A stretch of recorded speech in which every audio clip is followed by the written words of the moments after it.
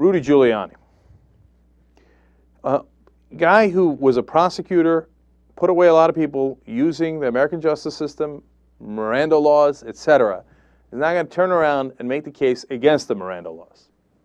He's on This Week. Let's watch Rudy Giuliani make an ass of himself. Now, you're a former U.S. attorney. If you had been in charge of this investigation into Faisal Shahzad, what would you do differently, if anything? Well, I would not have given him Miranda warnings after just a couple of hours of questioning. I would have instead declared him an enemy combatant, asked the president to do that, and at the same time, that would have given us the opportunity to question him for a much longer period of time. Whether it works in the case of Shahzad or it doesn't, the reality is the better policy is to give the intelligence agents who are going to question him the maximum amount of time to question him, to check out the credibility of what he's saying. I mean, I don't know yet what the truth is here. We shouldn't. I mean, I think too much has been leaked about this, and the administration has talked too much about it, because the more you talk about it, the more you warn people in the Taliban to go hide somewhere. But I really, at this point, am frustrated by the lack of urgency that is shown about these terrorism matters. I mean, we've had 3 now where we've seen, big breakdowns: Fort Hood, Christmas Day, and now this one. It's about time that we stop thinking about it and we stop studying it. I don't know how often the Attorney General said he was studying things. How about we stop studying and we start doing things, like we change Miranda? Have you heard anything more asinine in your life? We might give you Miranda wars. Taliban's like, oh my God, let's go hide. Because otherwise they were in plain view in Afghanistan. They're like, hey, we're over here, Taliban, woohoo, Miranda warnings, everybody run for the hills. That would mean that they didn't get a bomb dropped on their head. That would mean that we captured them. And not in the battlefield, but in Times Square, and that we gave them Miranda warnings. I mean, can anybody follow that logic? It's unreal. And I thought initially when he had said it many months ago, what does he say? Competence? That he had misspoken. No, he says that's how he says combatant. Competence. And this the guy who says, oh no, Obama shouldn't be talking about this stuff. Why? Because they were successful, right? He doesn't want you to find out that they were successful. Back when Bush was president, every time they got somebody or didn't get somebody, they were like, press conference, we got him, Al-Qaeda's #2. And then you find out later, oh, by the way, no, that wasn't Al-Qaeda's #2, it wasn't Al-Qaeda's #3, it was some guy who was doing a dirty bomb. No, he wasn't doing a dirty bomb, never mind. Okay, he said Obama shouldn't talk too much about it. Why doesn't he want Obama talking about it? Because they got the guy. He doesn't want you to know that, and he confessed after the Miranda warnings. These people don't believe in the American justice system. He's going to continue. Clip number 7.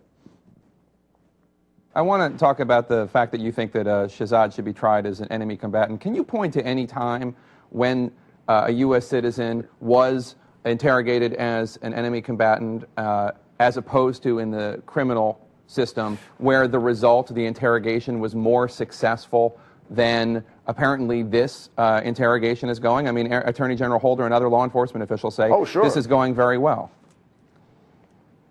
Well, yeah, that's okay. I like that. I'm glad it's going very well. And I've administered Miranda warnings probably 1,000 times, and sometimes they work, and the person they work to have the person keep talking. Sometimes the person stops talking. Depends on the reaction of the person. It's the matter of policy that concerns me. This is not a smart thing to do. It doesn't make sense to interrupt a terrorist in the middle of his confessing and talking to you. I think even Attorney General Holder realizes that, which is why he wants to go to Congress and seem to get more time for that. All I'm saying is, okay, do it. What they did in Detroit in giving Major Abdul Muttalib a warning, right? Giving him a warning after 30 minutes makes no sense. It makes no sense to do that. So, sure, it may work sometimes. It may not work other times. It's not the best policy to follow. And so far, 2 in a row, we've gotten lucky. So let's not rely on luck. Let's rely on solid policy.